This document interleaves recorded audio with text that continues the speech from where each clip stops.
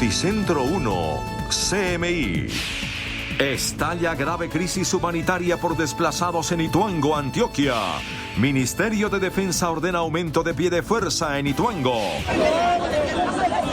Incontenible avalancha de migrantes en Necoclí. Buscan salida a Panamá. Dramática petición de ayuda de alcalde de Necoclí en Pregunta Yamil. Empeora situación humanitaria en Nariño. Más de 14.000 desplazados. Otro exmilitante de las ex-FARC asesinado en San José del Guaviare. Van 280 desde firma de la paz.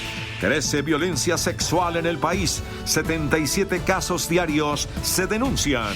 Vacuna Sinovac podría requerir de tercera dosis. Anticuerpos solo durarían 6 meses. Ministerio de Salud estudia aplicación de terceras dosis de vacunas. Mañana entregan más vacunas para Bogotá. Hoy estaban agotadas. En el país suben contagios y bajan muertes. Gustavo Petro propone coalición con el Partido Liberal y Coalición de la Esperanza. Gran recuperación de empresas en Bogotá. Francia autoriza despido de no vacunados. España vuelve a cerrarse para el turismo. Estremecedora audiencia sobre toma del Capitolio hoy en el Congreso. Incendios forestales amenazan a Europa.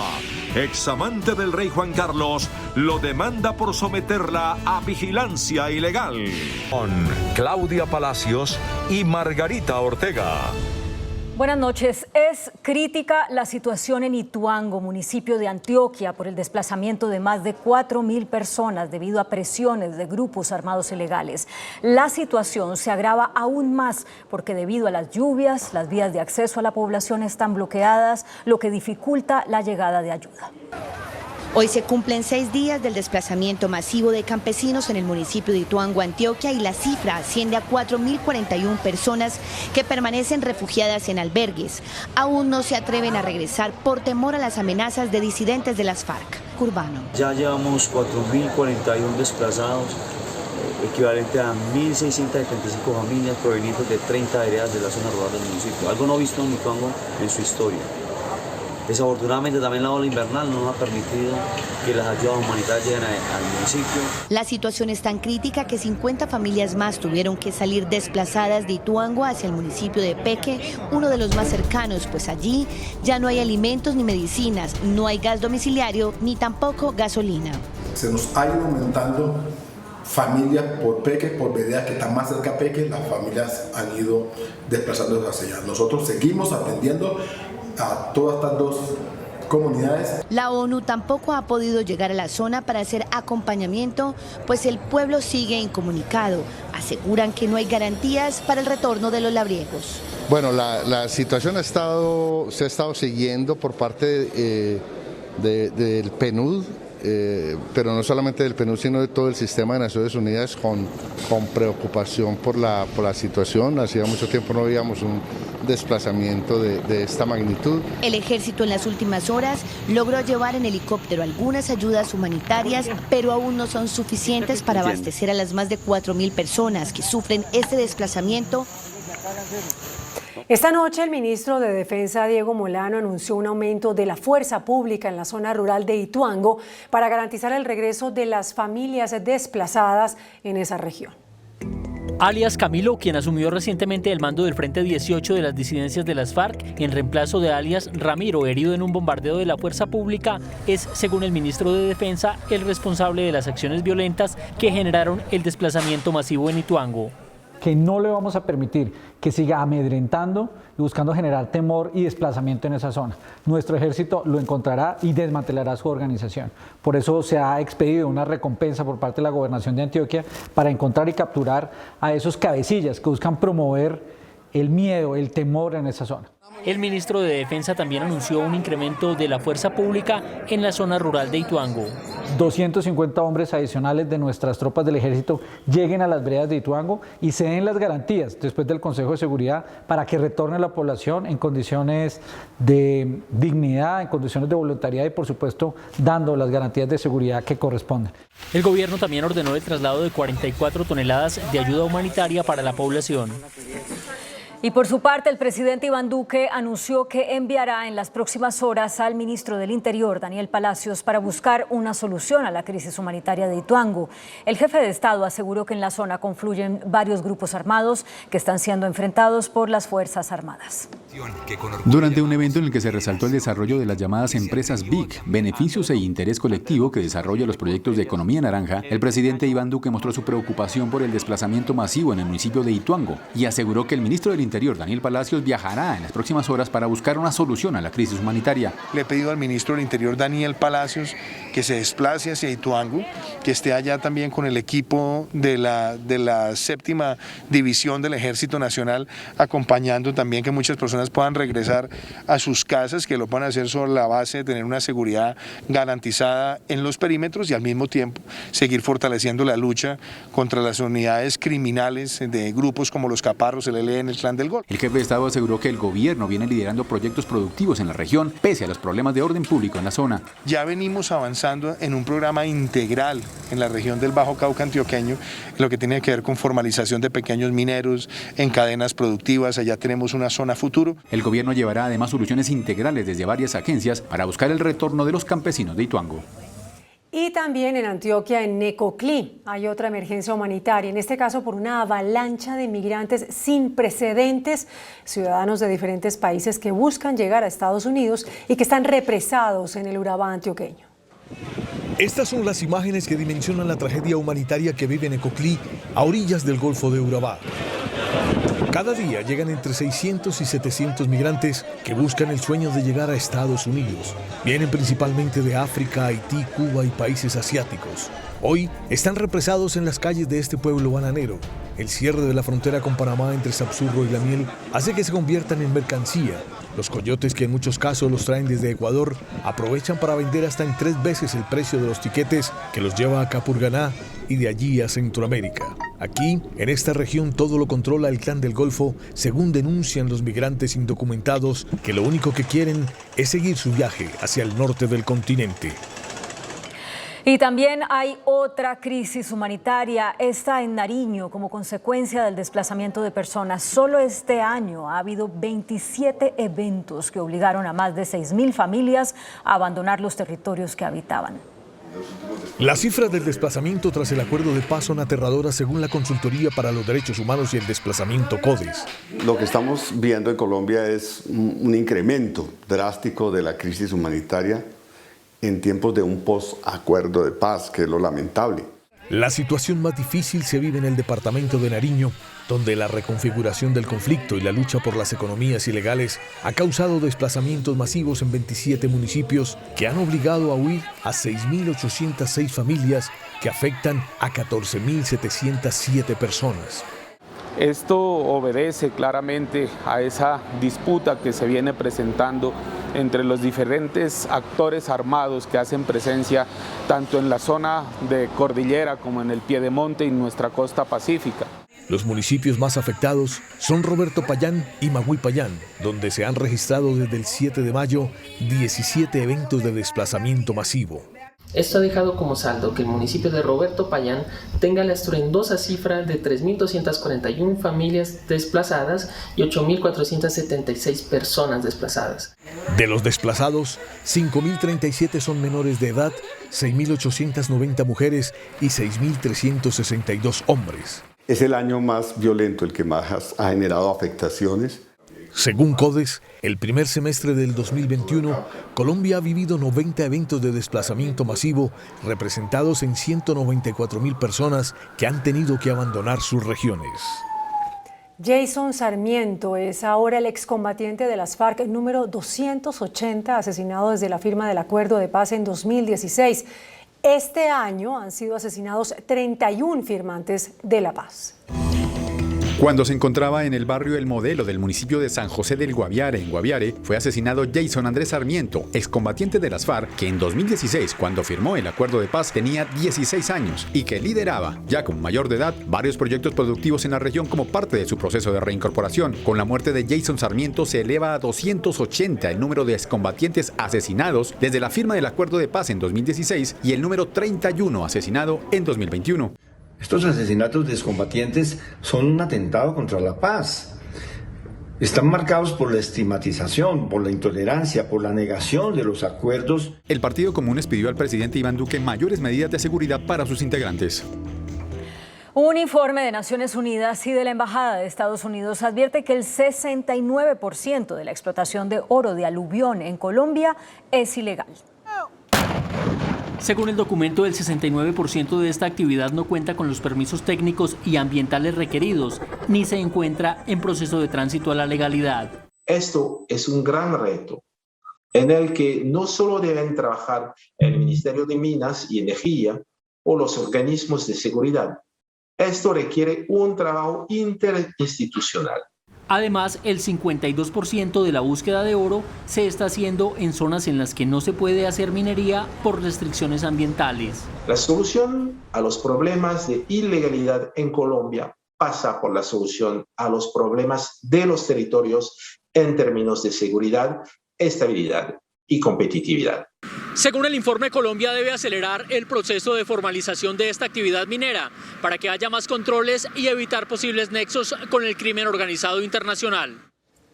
Diariamente en Colombia, 77 personas son víctimas de violencia sexual, según revela un informe de la Fiscalía y Medicina Legal conocido por Noticentro 1 CMI.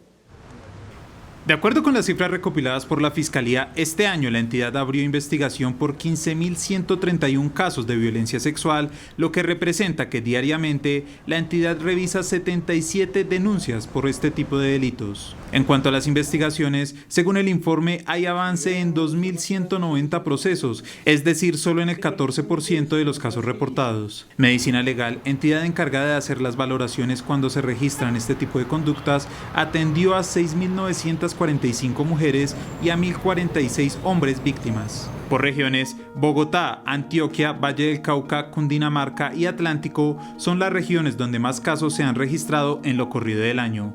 Mientras que los lugares, la vivienda es el espacio donde más hechos se reportaron. Sin embargo, llama la atención que en las calles ocurrieron 335 casos, en centros educativos 63 casos y en centros de atención médica 53. En cuanto al año pasado, hay un aumento de casi 2.000 casos reportados en la Fiscalía en comparación a 2020 para el mismo periodo de tiempo. Noticentro 1 CMI conoció detalles de al menos 2 denuncias de abuso sexual que involucrarían directamente a un miembro de la Policía Nacional. La madre de una joven de 18 años, auxiliar de la institución, contó detalles de estos presuntos abusos. Se trata del intendente Walter Javier Martínez Melo, quien se desempeñaba como comandante jefe de las auxiliares del municipio de Soacha, hoy investigado por presunto abuso sexual. La mamá de una de las presuntas víctimas denunció lo que sería un abuso sexual en contra de su hija. La llevó al baño, cerró la puerta del baño, se bajó el pantalón, la cogió del hombro, la bajó y le dijo que le hiciera sexo oral. Fue justo en esta estación de policía ubicada sobre la autopista sur en el municipio de Soacha, Cundinamarca, donde el intendente habría cometido los vejámenes. Si hay más niñas o hay mamás que saben del acoso de este señor, no se queden calladas. El sueño de la joven era ser patrullera de la policía, por lo que recién salió del colegio se inscribió en la institución donde fue aceptada. Un sueño que solo le duró 5 meses. Estar en la Policía Nacional, ese era el sueño de mi hija. Y gracias a esto que este señor hizo, yo he visto que ella está muy mal psicológicamente. CMI consultó a la policía sobre este aberrante caso, por lo que respondieron. Se apartó del cargo a este intendente. Rechazamos esta clase de conductas que van en contra de los lineamientos institucionales. Con una incapacidad de 9 días, la víctima de abuso se recupera física y mentalmente en su hogar. Tanto ella como su familia temen que al volver a su trabajo sea señalada y que se tomen represalias por la valentía de denunciar. El capitán retirado del ejército Andrés Medina declaró ante agentes del FBI de Estados Unidos sobre su participación en el atentado con carro bomba en el que resultaron heridos 10 miembros del Cuerpo de Infantería de Marina de ese país. Por más de 8 horas, fiscales de la Unidad Antiterrorismo escucharon la versión del capitán en retiro Andrés Medina, quien confesó su participación en el atentado en la Brigada 30 del Ejército en Cúcuta. Medina dijo que fue contratado por las disidencias de las FARC por su amplia experiencia militar. Él dijo la verdad de su participación en los hechos, pues con esa muestra de arrepentimiento frente a toda la nación, de todas las víctimas, pero él contó lo que a él le había correspondido realizar. El capitán retirado fue escuchado este martes también por el FBI, dado que en el atentado había ciudadanos estadounidenses que resultaron víctimas, por lo que Medina podría ser extraditado a ese país. Con agentes del FBI, y el capitán está en disposición de continuar con esa línea de informar qué fue lo que él hizo. Medina obtendría un acuerdo con la Fiscalía colombiana para recibir una rebaja de pena a cambio de su confesión. La Fiscalía decomisó 62 bienes valorados en 232.000 millones de pesos que estaban a nombre de cabecillas del Cartel del Golfo. Carros de alta gama, fincas y apartamentos fueron decomisados por la Fiscalía en un operativo donde se detectaron 62 bienes relacionados con el narcotráfico y el Clan del Golfo, y los cuales tienen un valor de 232.000 millones de pesos. Entre los bienes afectados llamó la atención una colección de vehículos de alta gama, entre ellos 3 autos deportivos y varias camionetas blindadas. La mayoría de los bienes fueron decomisados en Córdoba y Antioquia, donde se encontraron 2 fincas con más de 1.100 hectáreas. Este predio está dotado de sala de cine, cancha de bolos, cancha de fútbol, salón de polígono, capilla, picadero de caballos, casa de huéspedes y un estacionamiento para carros antiguos, entre otros lujos de esta vivienda. Principalmente los bienes estaban a nombre del cabecilla del Clan del Golfo, alias Falcón. Los anticuerpos de la vacuna contra el coronavirus Sinovac desaparecerían después de unos 6 meses de aplicada la segunda dosis, según un estudio preliminar chino.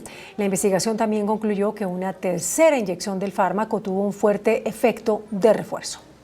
Investigadores de instituciones de salud chinas y expertos de Sinovac realizaron un estudio de muestras de sangre de adultos sanos entre 18 y 59 años que fueron inoculados con el inmunizante de la farmacéutica china, el cual concluyó que los anticuerpos desencadenados por la vacuna de Sinovac disminuyeron por debajo del umbral clave a partir de unos 6 meses después de la inoculación de la segunda dosis, aunque el porcentaje de anticuerpos varió entre los participantes que recibieron su completo esquema de vacunación con 2 o 4 semanas de diferencia, con 16,9% y 35,2% respectivamente.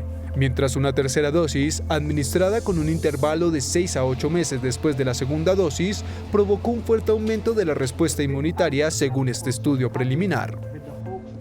El presidente Duque dijo que el equipo epidemiológico del gobierno analiza los resultados de esta investigación y aseguró que si la evidencia científica demuestra la utilidad, en Colombia se aplicaría una tercera dosis de la vacuna de Sinovac. Pues estaremos analizando. El presidente Iván Duque afirmó que tras algunos estudios que confirman la necesidad de una tercera dosis de la vacuna de Sinovac, el equipo de expertos del gobierno determinará las acciones a seguir. Nosotros tenemos un equipo epidemiológico que analiza todo esto semanalmente, diariamente.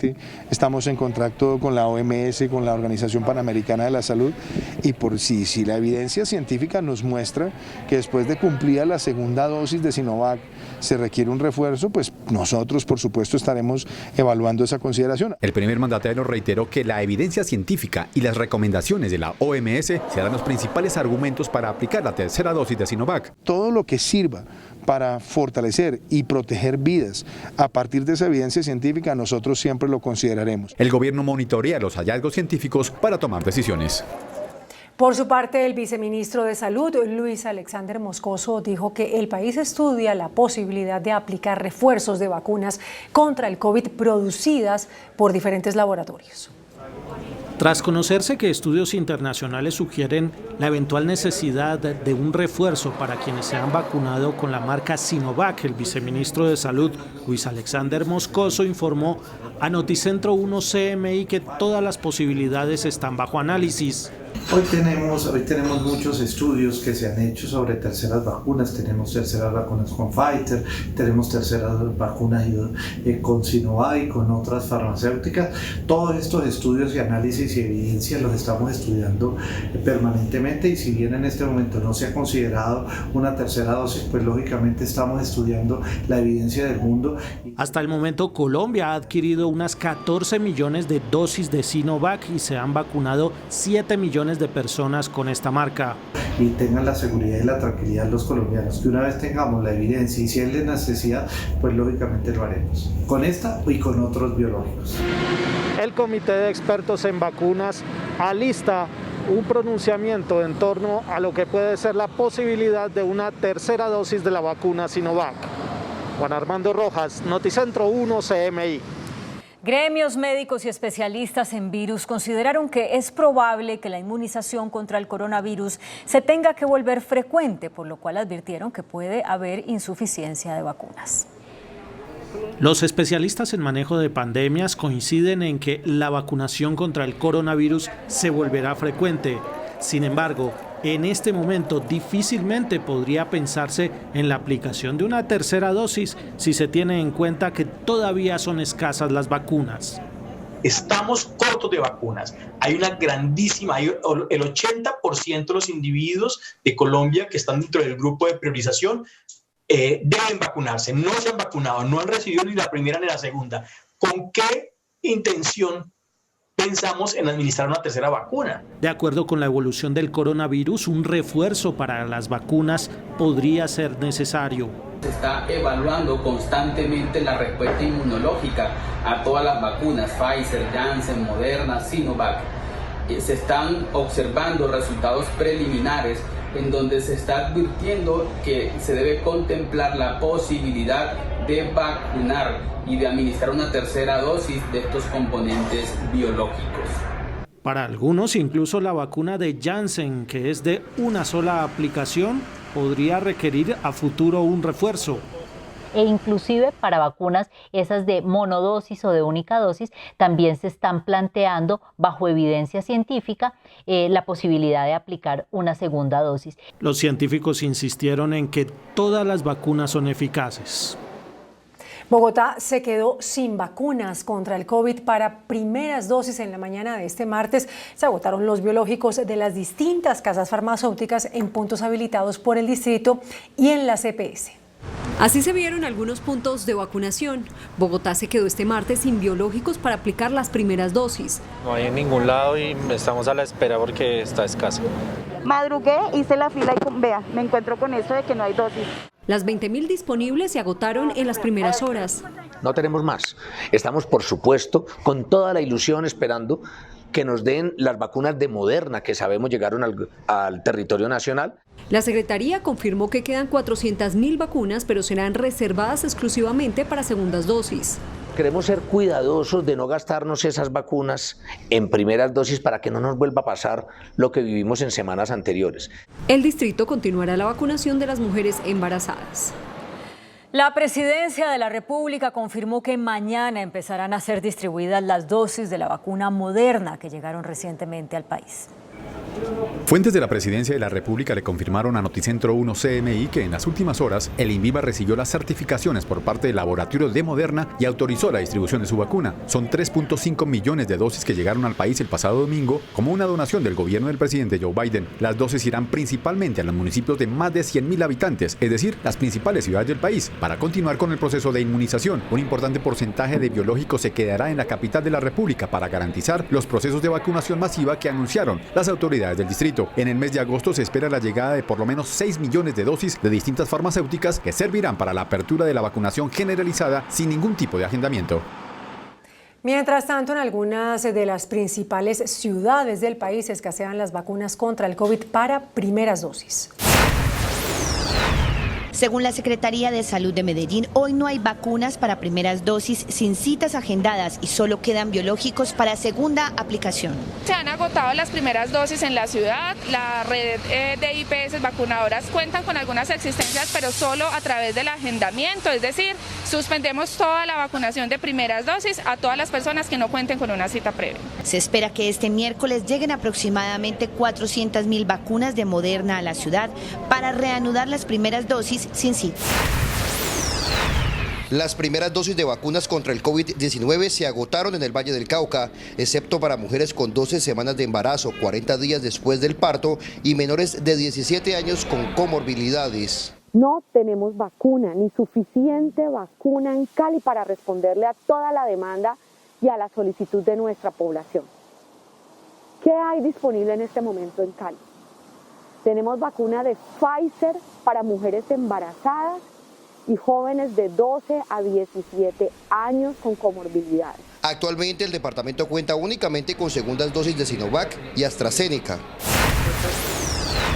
En los más de 70 puestos de vacunación masiva en Barranquilla, los habitantes de esta capital se llevaron la sorpresa de que no había disponibilidad de primera dosis de ningún tipo de vacuna. Tampoco había segundas dosis de Pfizer y AstraZeneca. Fui a 2 puntos de vacunación y en el Villacountry me informaron que no habían primeras dosis y llego acá al Elías Chewin y tampoco hay primeras dosis entre las edades de 30 a 34 años. En medio de esta inconformidad por la falta de vacunas, en un trino de la Secretaría de Salud se informó después del mediodía que solo se estaba vacunando a gestantes a partir de las 12 semanas y a menores de 12 a 17 años priorizados o con certificado de comorbilidad.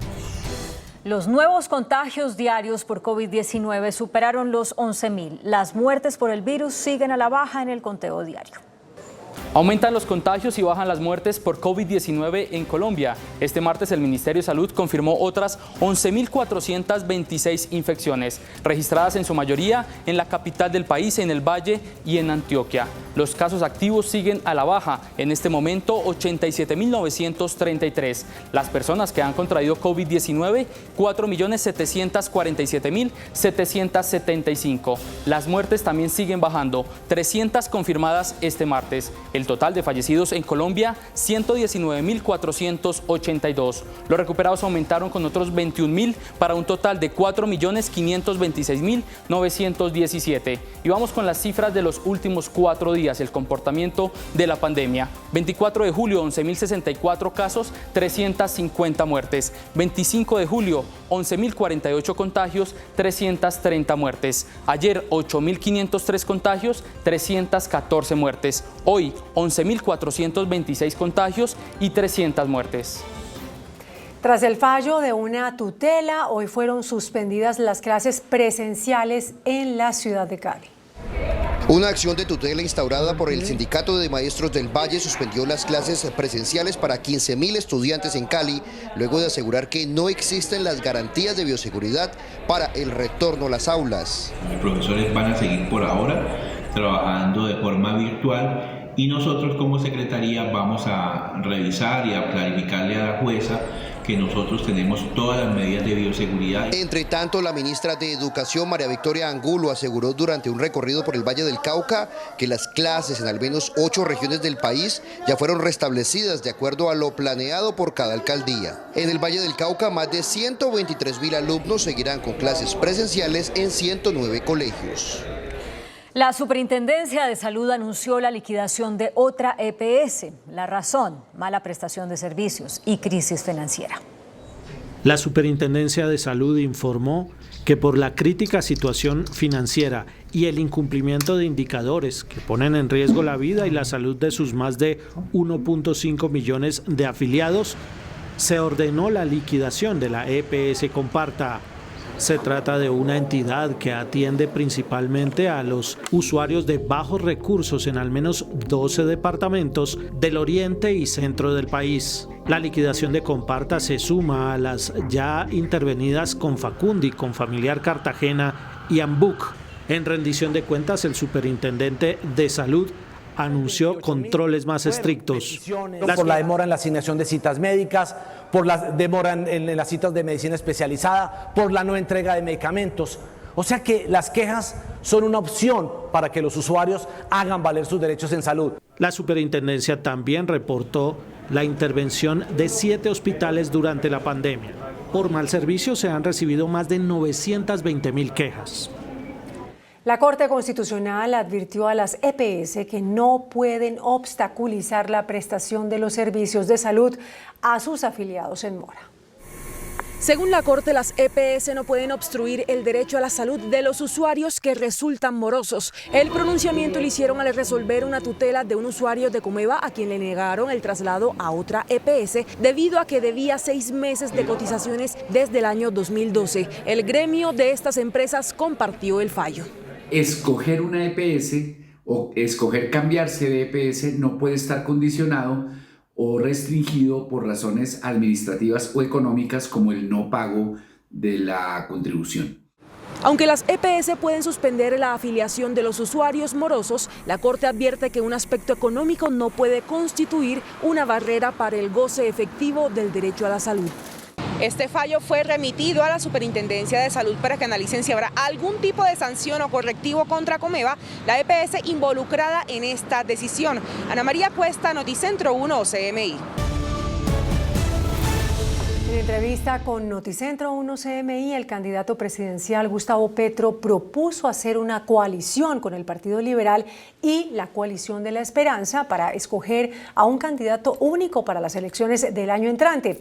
Dijo que deberían participar, entre otros, Alejandro Gaviria y Sergio Fajardo. Petro reconoce que tiene diferencias con miembros de la Coalición de la Esperanza y el Partido Verde, pero dice que todos deberían realizar una gran coalición junto con el Partido Liberal para ganarle a la derecha. Que sea la ciudadanía la que escoja qué candidato o candidata representa toda esa fórmula. Ahí pues si Alejandro Gaviria se lanza debería estar, si Sergio Fajardo se mantiene pues debería estar, más digamos los precandidatos que se han lanzado en el lado del pacto histórico, más los que están en el Partido Liberal en este momento. Yo creo que esa confluencia progresismo-liberalismo es lo que podría darle a la mayoría nacional que quiere el cambio la posibilidad histórica de hacerlo. Sin embargo, en la carrera hacia la Casa de Nariño en el 2022, el senador y candidato presidencial Gustavo Petro acusa a la alcaldesa de Bogotá, Claudia López, de querer llevar el Partido Verde hacia la candidatura del rector de la Universidad de los Andes, Alejandro Gaviria. Pues que hay que ponerle un poco de cuidado, que es un desplazamiento de Claudia López hacia César Gaviria y la idea que ya no es la del inicio de apoyar a Fajardo, sino a Alejandro Gaviria. Eso marca en cierta forma un desplazamiento hacia la centro derecha. Se dan como en pelea callejera, con todo, y la derecha, si algo ha demostrado es que se une al final y por eso siempre les gana. ¿Le da ese temor de que ustedes en esa pelotera pierdan frente a una derecha que se consolide? Las derechas se juntan alrededor del billete. Por eso es que es fácil la unidad de cómo robarse el Estado. Gustavo Petro, quien perdió las elecciones pasadas con Iván Duque, califica la gestión del presidente de la República. Es un 2. Es un gobierno realmente incapaz. Y peor aún, porque la incapacidad puede pasar. Un destructor de la paz. Las propuestas de Petro, por supuesto, son controversiales y le dice al uribismo que él no es un expropiador y generador de violencia como lo quieren caricaturizar. Las lluvias provocaron una tragedia en zona rural de Pereira. 2 personas perdieron la vida por un derrumbe que sepultó su vivienda. Un estruendo despertó a los vecinos de la vereda del Aguacate en la zona rural de Pereira. Un deslizamiento de tierra se presentó en la finca de la familia Ramírez, arrastrando a sus ocupantes. 2 de ellos, un hombre y una mujer, perdieron la vida cuando quedaron atrapados en medio del lodo y los escombros de la vivienda. Es difícil, es un sector montañoso y pues la comunidad, la parte de esta comunidad de La Bella, pues tiene sus casas en este sector en límites con la montaña. Las 5 personas lesionadas, entre ellas 2 menores de edad, fueron trasladadas al Hospital San Jorge de Pereira, donde son atendidos ya que sufrieron lesiones en diferentes partes del cuerpo. Ahí pues como en tiempo atrás, hace por ahí unos 30 o 40 años, eso ha sido, se ha deslizado siempre, eso ha sido derrumbes. Los organismos de socorro en Risaralda están en alerta debido a las intensas lluvias que han dejado varios deslizamientos de tierra y crecientes súbitas en ríos y quebradas del departamento. El jefe de producción de Ecopetrol, Juan Pablo Padilla, anunció el restablecimiento de las operaciones en el campo Llanito, esto es en norte de Santander, tras el levantamiento de los bloqueos en la zona. Después de 3 días de bloqueos y acciones de violencia en el campo Llanito, en inmediaciones al municipio de Barrancabermeja, en Santander, todo volvió a la normalidad tras un acuerdo con las comunidades de la zona. El campo, que es operado por Ecopetrol, se vio afectado con la suspensión de las actividades de 26 pozos. Se restablecen las operaciones gradualmente. Todo lo anterior nos ha permitido normalizar las operaciones de producción del campo de producción Llanito, las cuales venían afectadas desde el pasado 23 de julio. Se insiste en acudir a las vías del diálogo. Como empresa, esperamos que los escenarios de diálogo prevalezcan, de manera que podamos seguir trabajando con la comunidad en nuestras áreas de influencia. Se trabaja desde la alcaldía de Barrancabermeja con cerca de 300.000 familias de la región. Las centrales obreras que hacen parte del Comité Nacional del Paro aseguraron que regresarán las manifestaciones sociales a finales de agosto y advirtieron al Congreso que esperan la aprobación de los 10 proyectos de ley que radicaron hoy.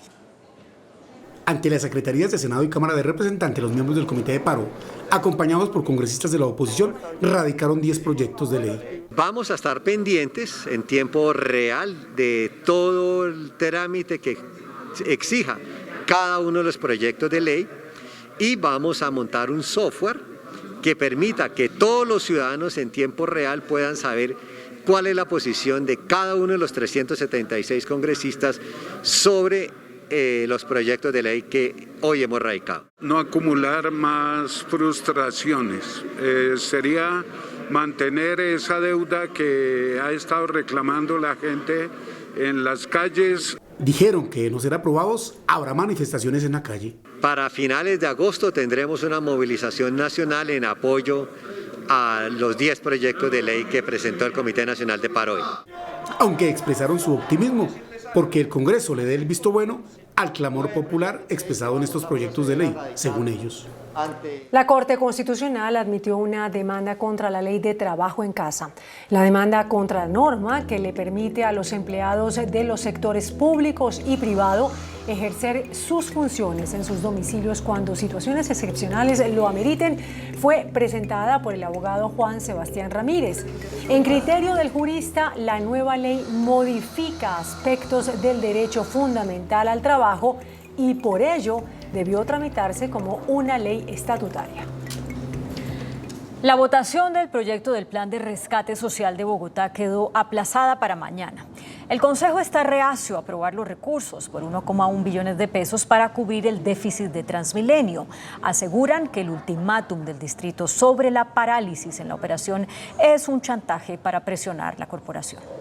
Aunque para este martes se tenía prevista la votación del plan de rescate social por 1.8 billones de pesos, no hubo decisión. Por más de 10 horas, la discusión se centró en Transmilenio y en los recursos solicitados para evitar su parálisis.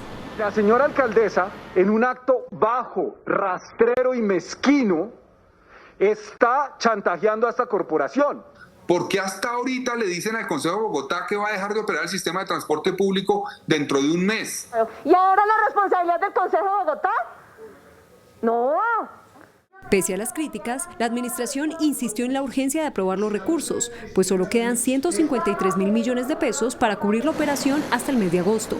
Estamos en una situación crítica, en una situación en la que podemos parar de operar si no se tienen los recursos para garantizar la prestación del servicio.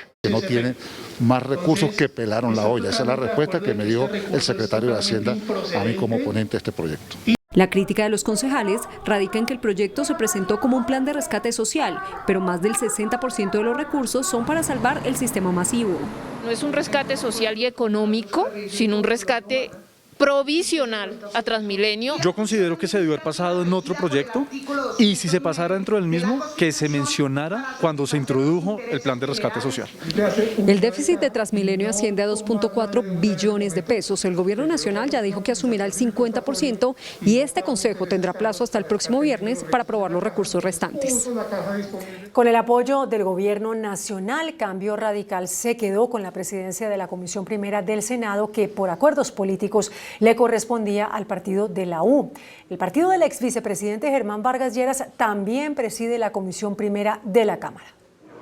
Él es Roosevelt Rodríguez, senador vallecaucano de la Comisión Primera perteneciente al partido de la U, partido al que por acuerdos políticos le correspondía presidir la Comisión Primera del Senado, la más importante, considerada por todos los congresistas, en el Congreso de la República. Sin embargo, el gobierno vetó su nombre y propuso el de María Fernanda Cabal, senadora del Centro Democrático. Los 22 miembros de la Comisión Primera del Senado consideraron como extremo ese cambio.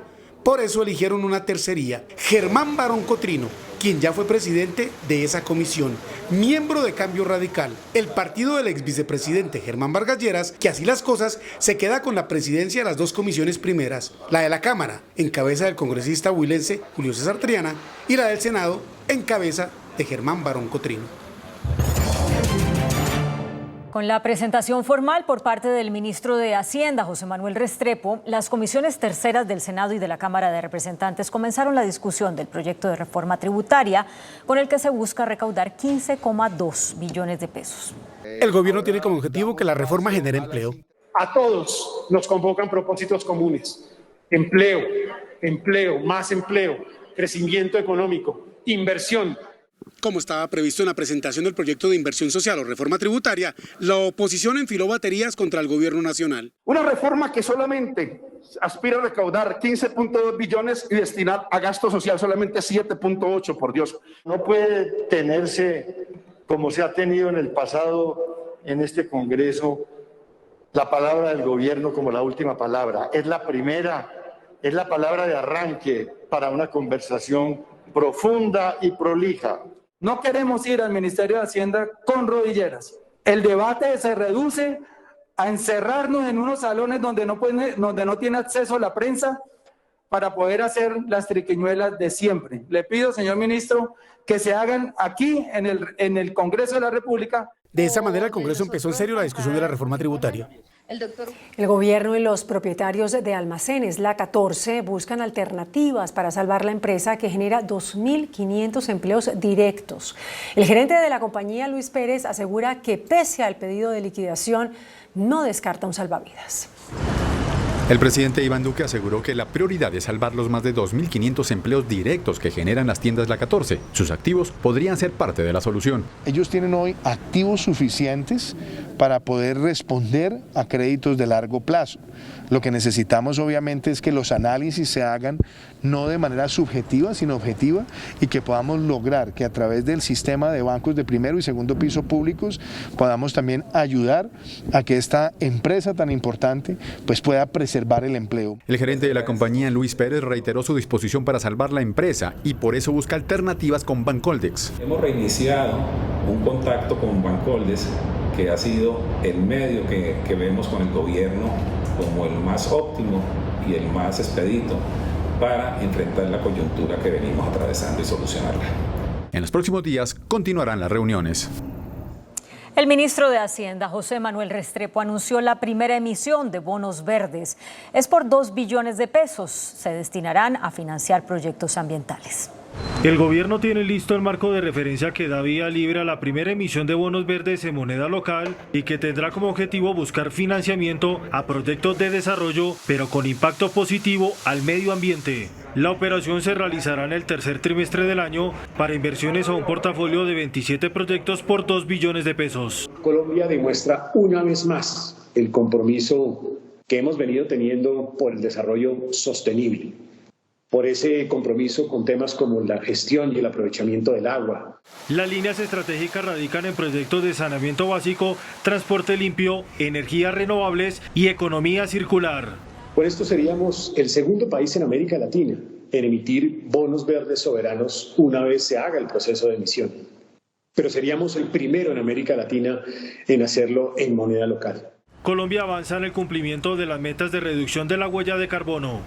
El presidente de la Cámara de la Confección y Afines, Camilo Rodríguez, pidió al gobierno medidas de protección comercial para asegurar el proceso de reactivación del sector tras la crisis generada por la pandemia. En la comunicación de la agremiación se pide al gobierno la implementación de medidas integrales para impulsar al sector afectado por la pandemia y los bloqueos de mayo y junio por el paro nacional. Entre ellas se propone una reducción al arancel para las importaciones de hilo del 10 al 5%, siendo un insumo clave para la producción nacional. Se busca el sostenimiento y la creación de empleo. La reactivación económica debe estar encaminada por la generación de empleo, por aumentar la producción real, las ventas, pero recordemos que lo más importante es recuperar estos puestos de trabajo y los cientos y miles que se han perdido en el camino. También se pide descripciones mínimas en las prendas importadas para ejercer un mayor control en el peso del producto.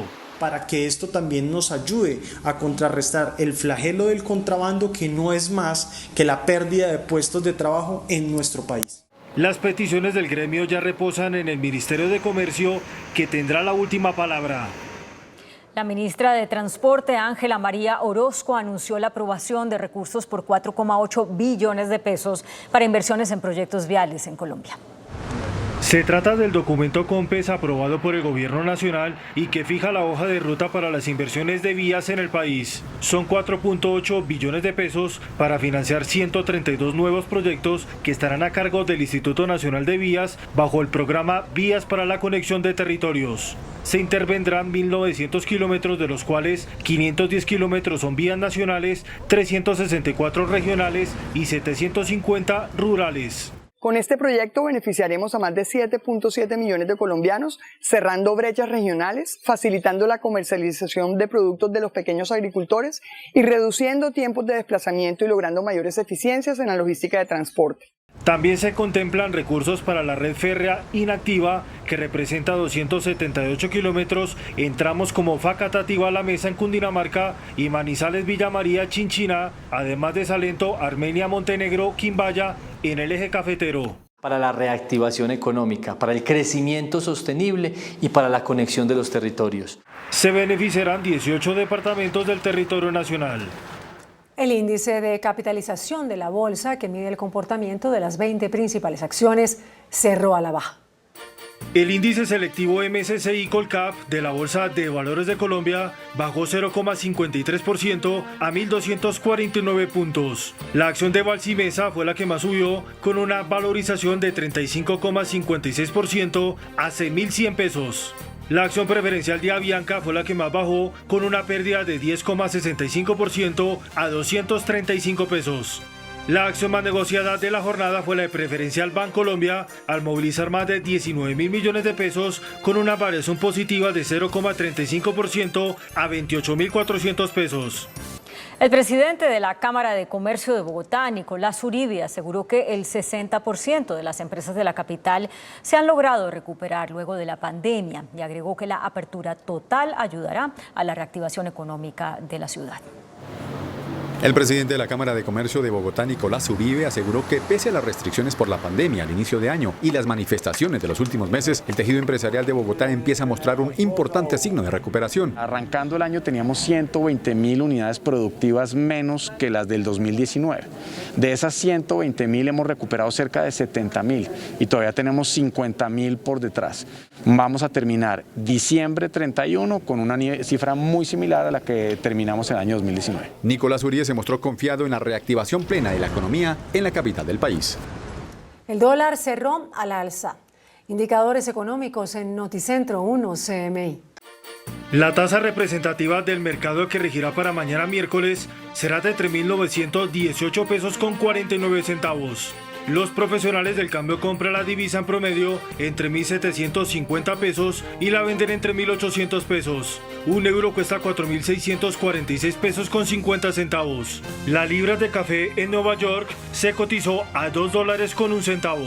El azúcar se transó en 18,38 centavos de dólar la libra. El barril de petróleo WTI se cotizó en $71 con 91 centavos. La referencia Brent para Colombia se cotizó en $73 con 64 centavos. Una acción de Ecopetrol cuesta 2.600 pesos. Migración Colombia expulsó a la ciudadana alemana Rebecca Sprosser, quien llegó en marzo de este año al país en medio de las manifestaciones y quien apoyó las marchas de protesta social en la ciudad de Cali. La mujer había llegado al país hace 4 meses a disfrutar de sus vacaciones a la denominada Sucursal del Cielo, donde su intención principal sería aprender a bailar salsa. Sin embargo, para marzo de este año, mes en el que la mujer visitaba la ciudad, se presentaban manifestaciones y disturbios. La alemana decidió apoyar estas movilizaciones, demostrando su afecto a los jóvenes de la primera línea. Hace 5 días, la mujer denunció públicamente que había sido víctima de un presunto ataque sicarial. Hoy, cuando decidió realizar la denuncia ante agentes del CTI, al salir de las instalaciones de la Fiscalía, fue detenida y llevada al aeropuerto Alfonso Bonilla Aragón, donde un avión la esperaba para trasladarla a Bogotá. En la capital se adelantó la documentación para su respectiva expulsión en un vuelo internacional hacia su país natal. La Contraloría General advirtió hoy sobre la urgencia de reconstruir el Hospital de San Andrés y Providencia. En su más reciente visita de seguimiento a las obras de reconstrucción tras los daños ocasionados por el huracán Iota, la Contraloría hizo un llamado de atención, pues a la fecha, a pesar de que ya hay 8.000 millones de pesos para rehacer el hospital, no se ha puesto la primera piedra de esa obra. Iniciamos nuestra segunda hora de noticias. El presidente de Estados Unidos, Joe Biden, lanzó una dura advertencia a Rusia y al presidente de ese país, Vladimir Putin. Los acusó de querer interferir en las elecciones del 2022. Dijo que los ciberataques podrían provocar una verdadera guerra. Durante su primera visita a una agencia de la Comunidad de Inteligencia de Estados Unidos, el mandatario Joe Biden advirtió del riesgo de escalada por las amenazas cibernéticas por parte de Rusia, que pueden desencadenar un posible conflicto armado. It's more likely we're going to end up, if we end up in a war, a real shooting war with a major power, it's going to be as a consequence of a cyber breach. Biden aseguró recibir información de que Moscú ya está interfiriendo en las elecciones legislativas que se celebrarán en el país norteamericano el próximo año. Look what Russia is doing already about the 2022 elections and misinformation. It's a pure violation of our sovereignty. El demócrata también atacó a su homólogo ruso Vladimir Putin y a su debilidad en el contexto global. Who has a real problem? He's sitting on top of an economy that has nuclear weapons and oil wells and nothing else. Para Biden, el hecho de que Putin sepa que está en problemas lo hace aún más peligroso. Debido al aumento de casos de la cepa Delta del coronavirus, los Centros para el Control y la Prevención de Enfermedades de Estados Unidos recomendaron a las personas vacunadas usar nuevamente tapabocas en interiores y en áreas de alta propagación. Desalentadoras cifras por la pandemia del coronavirus se siguen registrando en Estados Unidos y la mayoría debido al aumento de casos de la cepa Delta. Ya son 34,5 millones de infecciones y los decesos sobrepasan los 611,000. Es por eso que para evitar una mayor propagación de esta variante, los CDC actualizaron su guía de uso de tapabocas para las personas que estén completamente vacunadas.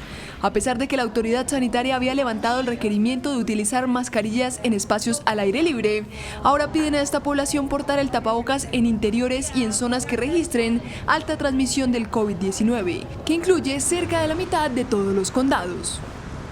Las recomendaciones se hacen justo cuando expertos aseguran que en la nación podría haber aproximadamente 4 veces la tasa actual de casos de coronavirus en las próximas 4 a 6 semanas. Es decir, que se registrarían 200,000 casos diarios, datos no reportados desde enero de este año. Además, habría un aumento constante de muertes que pueden ser evitables si las personas aceptan vacunarse. Los habitantes de Francia que se nieguen a vacunarse contra el COVID-19 podrían ser despedidos de sus empleos. Así lo advirtió el gobierno de Emmanuel Macron, que busca agilizar el proceso de inmunización a toda costa, mientras la variante Delta se expande en esa nación que ya enfrenta una cuarta ola de la pandemia. No respetar el certificado de vacunación en Francia podría acarrear despidos, así lo advirtió la ministra francesa de Trabajo, Elisabeth Borne, que explicó algunas de las sanciones contra los empleados que tengan la obligación de presentar este pasaporte en su lugar de trabajo, como aquellos que laboran en el sector de la hostelería y de los transportes, que tendrán que hacerlo desde el 30 de agosto. Dado que la ley incluye un proceso de suspensión del contrato laboral si el empleado no ha podido vacunarse, aunque se levantaría en el momento en el que el trabajador sea inmunizado y pueda probarlo. El gobierno de Emmanuel Macron busca agilizar el proceso de inoculación a toda costa, mientras la variante Delta sigue avanzando en esta nación que se enfrenta a una cuarta ola de la pandemia. Desde hoy y hasta el 9 de agosto, España suspendió el ingreso de viajeros, incluidos turistas y estudiantes, aunque estén completamente vacunados. La medida fue tomada para frenar el aumento de los contagios de coronavirus atribuido a la variante Delta. España sigue tomando medidas para controlar la propagación del COVID-19 en su territorio. Es por ello que hoy entró en vigor la suspensión temporal del ingreso de viajeros por turismo y estudio, así ya estén vacunados. Una restricción que se suma a la cuarentena de 10 días previamente decretada con el objetivo de controlar el aumento de la transmisión de casos atribuido a la peligrosa variante Delta. La suspensión afecta a los pasajeros procedentes de Colombia, Argentina y otras naciones, aunque hay varias excepciones para los ciudadanos españoles, sus cónyuges, descendientes directos de 21 años, residentes extranjeros y titulares de un visado de larga duración. La medida tiene previsto una vigencia de 14 días hasta el próximo 9 de agosto, aunque esta puede ser postergada. El Fondo Monetario Internacional mejoró su previsión de crecimiento para América Latina y el Caribe en 2021. La ubicó en 5,8%. Pese a la histórica debacle económica desatada por la pandemia del coronavirus, la recuperación en América Latina y el Caribe en este 2021 será mejor de lo previsto, según las estimaciones publicadas por el FMI, que estimó que el PIB de la región crecerá 5,8% este año, una mejora de 1,2 puntos porcentuales con respecto a la estimación de hace 3 meses y que se debe a los datos positivos registrados en Brasil y México, las dos grandes economías de la región. El gigante sudamericano crecerá este año 5,3%, mientras que la nación azteca apunta a un 6,3% en 2021. Entre tanto, la economía mundial en su conjunto crecerá 6% en 2021, la misma cifra de abril. En Estados Unidos arrancó labores el Comité del Congreso que investigará el asalto al Capitolio. La delegación inició sus trabajos con 7 demócratas y tan solo 2 republicanos. La primera sesión estuvo dedicada a 4 agentes que defendieron con su vida el Congreso mientras sufrían abuso verbal y físico, como quedó evidenciado en un video. El choque entre la presidenta de la Cámara de Representantes, Nancy Pelosi, y los republicanos en el Congreso, que evidenció la división irreconciliable que existe entre ambos partidos durante los últimos meses, complicó desde el principio la creación de un comité bipartidista que investigará el asalto al Capitolio, que pudo arrancar hoy en medio de una profunda incredulidad y polarización, cuando la delegación inició sus trabajos con 7 demócratas y tan solo 2 republicanos disidentes que no contaron con el apoyo de su colectividad para ser parte de la comisión. Se trata de Liz Cheney, hija del vicepresidente de George W. Bush, y el congresista de Illinois Adam Kinzinger, quienes podrían ser expulsados por su propio partido. Sin embargo, la comisión celebró su primera sesión, que contó con el dramático testimonio de 4 agentes que el pasado 6 de enero defendieron con su vida al Congreso. At one point I came face to face with an attacker who repeatedly lunged for me and attempted to remove my firearm. I heard chanting from some in the crowd, "Get his gun and kill him with his own gun." The indifference shown to my colleagues is disgraceful. Mientras se presentó un nuevo video del abuso verbal y físico que sufrieron varios policías por parte de la turba de seguidores del expresidente Donald Trump, que intentaron abrirse paso a la fuerza para tomarse el Capitolio. El sur de Europa se enfrenta a una grave temporada de incendios forestales que se propagan con mucha facilidad debido a las altas temperaturas y a los vientos fuertes que golpean esta zona del viejo continente. Mientras tanto, algunos países del norte apenas se recuperan de las inundaciones provocadas por un histórico temporal de lluvias torrenciales. Europa no ha tenido una buena temporada de verano, la cual ha estado marcada por desastres naturales de proporciones históricas. De hecho, cuando el norte del viejo continente apenas se recupera de unas devastadoras inundaciones que dejaron más de 180 muertos, varias naciones del sur experimentan una violenta ola de incendios forestales que han sido atizados por las altas temperaturas y los vientos fuertes. Los bomberos en Grecia llevan combatiendo durante las 24 horas alrededor de 50 conflagraciones.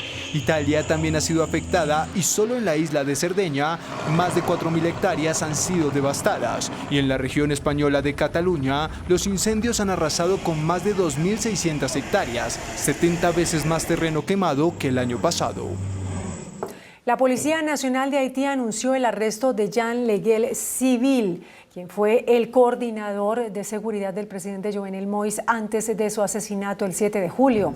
Las autoridades sospechan que Leguel Civil está involucrado en el complot que condujo al magnicidio de Moïse en su residencia a manos de un comando armado. También se emitió un aviso de búsqueda contra un ex juez del máximo órgano judicial del país, quien habría sido retirado del cargo por el presidente Moïse. La Cancillería colombiana, por su parte, informó que una delegación que viajó a la isla ya tuvo contacto con los exmilitares detenidos por su presunto vínculo con el asesinato. La empresaria Corina Larsen demandó ante la justicia británica al rey emérito Juan Carlos I de España por acoso y vigilancia ilegal. Pidió una compensación y una orden de alejamiento. Según el diario Financial Times, la ex amiga del rey emérito de España, Juan Carlos I, conocida como Corina Larsen, demandó al monarca ante el Tribunal Superior de Londres. Larsen sostiene que ha sufrido de acoso desde 2012 hasta ahora, lo que incluye amenazas, difamaciones, así como espionaje por parte de agentes de los servicios secretos de España. Con la denuncia que se interpuso en diciembre y se conoce hasta ahora, la empresaria busca una sustancial compensación económica y pide al tribunal una orden de alejamiento de al menos 150 metros contra Juan Carlos I. Asegura que ha sido hostigada para que no se revelen secretos de Estado que según ella le acusan de tener en su poder.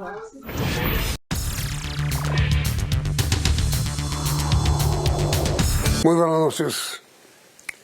Una población del norte antioqueño que se llama Necoclí, ubicada ahí en el Golfo de Urabá, está sufriendo la situación humanitaria de peor crisis que han vivido durante toda su vida. Es una situación absolutamente dramática en todos los sentidos. Por eso nuestra comunicación esta noche es con el señor Jorge Tobón, alcalde de Necoclí. Señor alcalde, muy buenas noches. Gracias por aceptarnos. Resúmenos, por favor, alcalde, qué es lo que está pasando en Necoclí. ¿Por qué es tan grave la crisis que afrontan? Buenas noches, don Yamit. Hoy estamos nosotros viviendo, como usted lo decía, la peor crisis de la historia del tema de migrantes en nuestro municipio. Hoy tenemos represado más de 10.000 migrantes que no han podido conseguir un tiquete en las embarcaciones que transportan desde Necoclí hasta la costa del Chocó para luego pasar a Panamá. No tenemos la capacidad en las embarcaciones porque esta empresa presta servicio turístico y a las personas que viven en el Chocó pero que compran en la zona de Urabá. Tenemos hoy colapsado todos los sistemas de salud, sistemas de servicios públicos, alimentos. La verdad que no sabemos realmente qué es lo que va a pasar con nosotros, porque tememos a una emergencia sanitaria. Estas personas, la gran mayoría, no están vacunadas y todavía estamos bajo el efecto del COVID.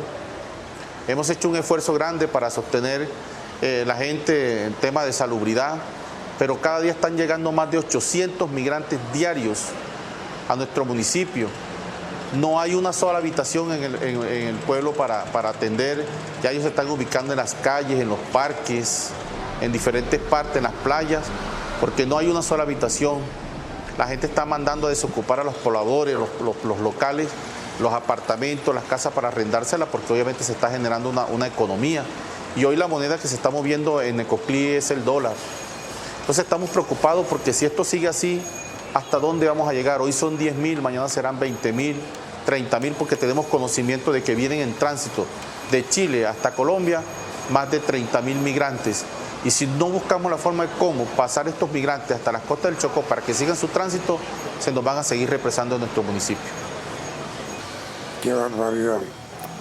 ¿Cuántos habitantes tiene Necoclí, señor alcalde?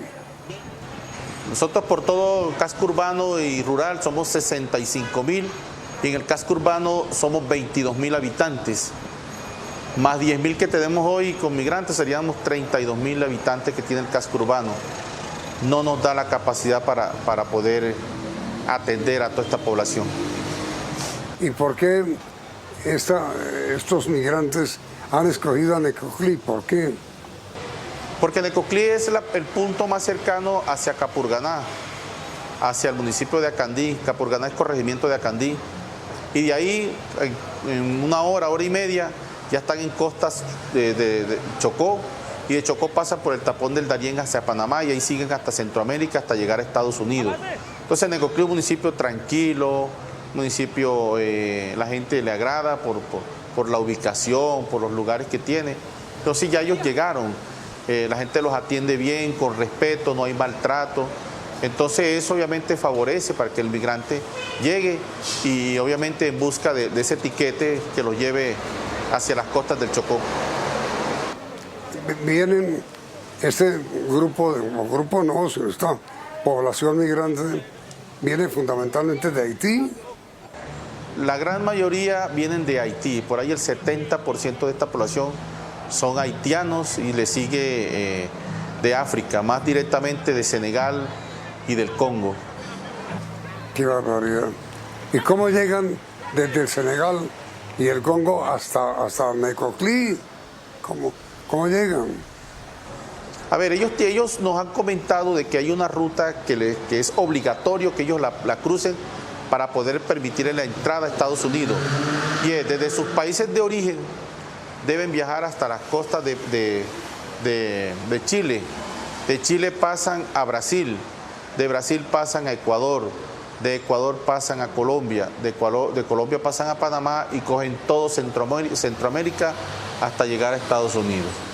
Entonces, eso es lo que les dicen. Si ellos no hacen esa ruta, no los estarían dejando entrar en Estados Unidos. De hecho, que mire que de Haití a Estados Unidos el tramo es muy corto, pero les exigen, les obligan que tienen que pasar todas esas adversidades como para ver si realmente es que tienen la necesidad o no la tienen de buscar una mejor vida en otro país. Y a ver, señor alcalde, ¿qué le ha dicho a usted sobre qué hacer el gobierno de Antioquia y el gobierno nacional? ¿Qué le han dicho? ¿Qué hacer? Don Yamí, vea, eso ha sido una lucha desde el año anterior, desde que comenzó la pandemia, que el gobierno de Panamá toma la decisión de cerrar la frontera con Colombia. De hecho, nosotros tuvimos un albergue por más de 6 meses en Necoclí, alimentando, atendiendo a esta población.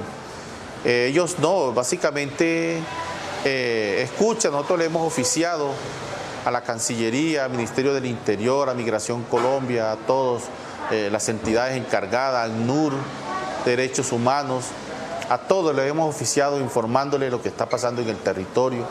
Algunos nos han ayudado con alimentación para ellos, con kits de bioseguridad para atenderlos, pero la situación ya está llegando a un punto extremo y peligroso, porque ya el desespero de esa gente de no conseguir un tiquete para seguir viajando, ya comienzan a haber actos de violencia, como el día de ayer, que en la fila casi varias personas se levantan a machete por el desespero.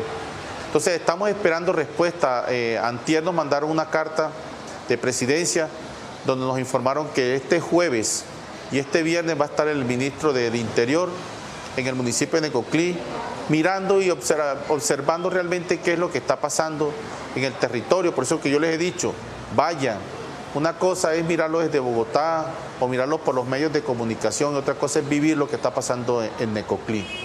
Nosotros hoy estamos preocupados, son muchas las cosas que están pasando en el territorio.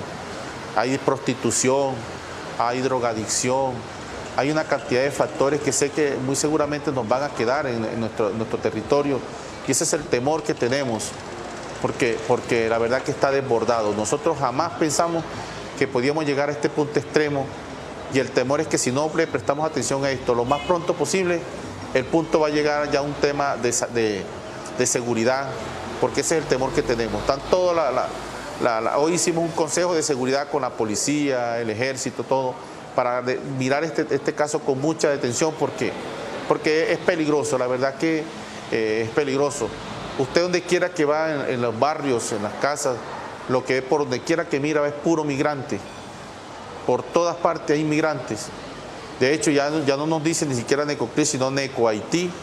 Jocosamente lo dicen, pero es la realidad que estamos viviendo nosotros en este momento. Y alcalde, ¿quién fue el que le mandó la información desde Bogotá anunciando que viaja el ministro del Interior? ¿Quién le mandó la comunicación? De Presidencia, don Yamí, de Presidencia nos mandan el comunicado de que este jueves, o sea, pasado mañana, y el viernes va a estar el ministro del Interior.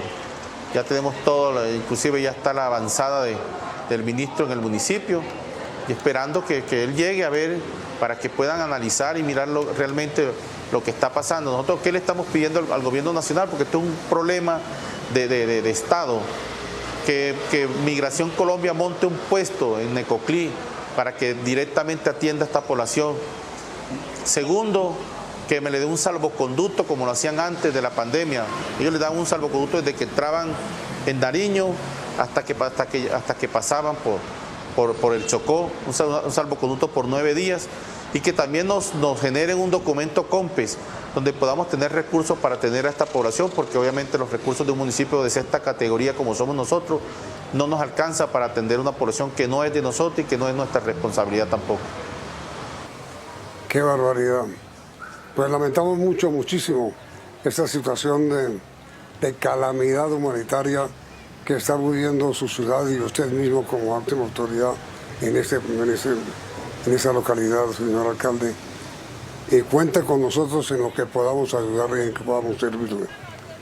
Lamentamos mucho esta situación, alcalde, y ojalá el gobierno nacional atienda pronto y encuentren pronto una solución, porque son adultos, son mamás, son niños, son padres, gente desamparada sufriendo las consecuencias de este desamparo. Muy amable alcalde y lamento mucho la situación. Muchísimas gracias, don Yamil, por la oportunidad y bueno, esperemos que nos sigan ayudando visibilizando esta situación para que el gobierno nacional le preste la debida atención y no nos deje sufrir como estamos haciendo hoy. Estamos sufriendo por esta situación. Gracias. Eso esperamos todos, alcalde. Muchas gracias. Y a ustedes también, gracias por la sintonía. Y los invitamos a continuar aquí en Noticentro 1, CNI.